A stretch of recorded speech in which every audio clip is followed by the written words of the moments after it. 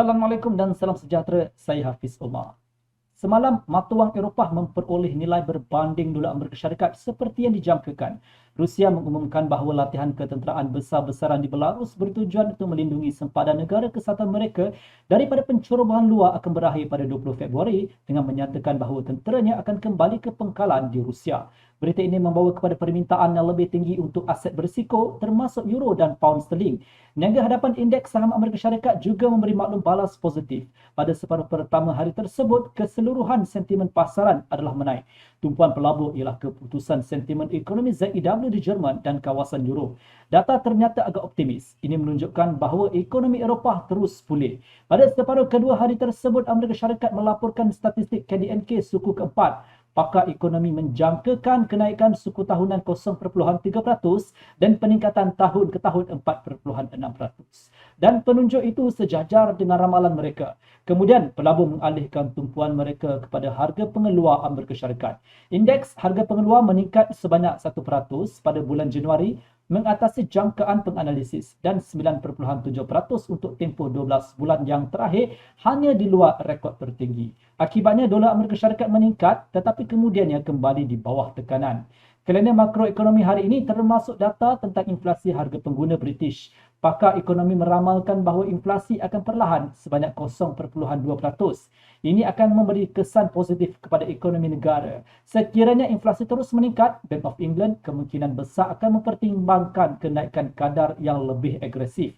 Kesannya ia akan menyokong pound British.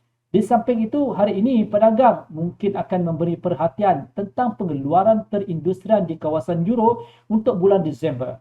Perhatian yang lebih mungkin akan diberikan kepada data pengeluaran perindustrian Januari serta jualan runcit dari Amerika Syarikat. Jualan runcit diramalkan menunjukkan peningkatan yang dramatik. Walau bagaimanapun ini boleh menyebabkan tekanan inflasi yang meningkat dan langkah yang lebih berani oleh Fed. Semua ini mungkin menyebabkan dolar akan lebih mengukuh berbanding euro dan pound sterling. Selain itu, peserta pasaran sedang menunggu minit mesyuarat Reserve Persekutuan Amerika Syarikat yang akan dikeluarkan hari ini. Bagaimanapun, semua orang tahu kedudukan Bank Pusat. Oleh itu, berita ini tidak akan memberi kesan yang teruk kepada sentimen pasaran. Dari sudut pandangan teknikal, tahap 1.1366 dan 1.1325 masing-masing bertindak sebagai rintangan dan sokongan. Saya rasa pasangan euro dolar mungkin akan cuba menembusi 1.1366. Jika harga menguji tanda ini dan bersatu di atasnya, isyarat beli yang kuat akan dibuat. Dalam kes ini, laluan ke tahap 1.1452 akan dibuka. Walau bagaimanapun, ia banyak bergantung kepada penunjuk makroekonomi. Jika penurunan harga mampu melindungi 1.1366 atau harga membentuk false breakout pada 1.1406, jumlah penjualan akan meningkat. Tugas utama penurunan adalah kembali di bawah kawasan 1.1325. Jika kenaikan harga cuba membina sempadan bawah baharu saluran menaik, false breakout pada tahap ini akan mencipta isyarat beli. Jika harga tetap di bawah 1.1325, terdapat kemungkinan untuk membuat penjualan dengan mengira penurunan kepada 1.1283 dan kemudian 1.1235. Jika minit mesyuarat Reserve Persekutuan memberi kami sebarang pengumuman baharu, aliran menurun yang dimulakan pada 10 Februari kemungkinan besar akan berterusan. Pembelian boleh dipertimbangkan di 1.1283 ketika false breakout atau di 1.1235 di rebound.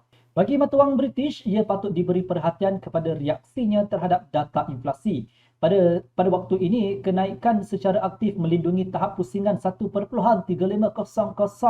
Hari ini, tumpuan peserta pasaran adalah pada 1.3528. False breakout pada tanda ini akan mewujudkan isyarat beli yang kukuh. Sudah tentu, kenaikan harga perlu memacu harga sehingga ia boleh meningkat di atas 1.3565. Jika harga terus bergerak di sepanjang sepadan bawah sideways channel, pound sterling mungkin mengalami tekanan. Jika harga menembusi di atas para 1.3565, mata wang British akan melanjutkan kenaikan menghampiri 1.3602 dan kemudian 1.3640. Pada tahap 1.3650, saya mengesyorkan membuat penjualan ketika rebound dengan tujuan untuk mendapatkan pembetulan intraday 20 sehingga ke 25 pips.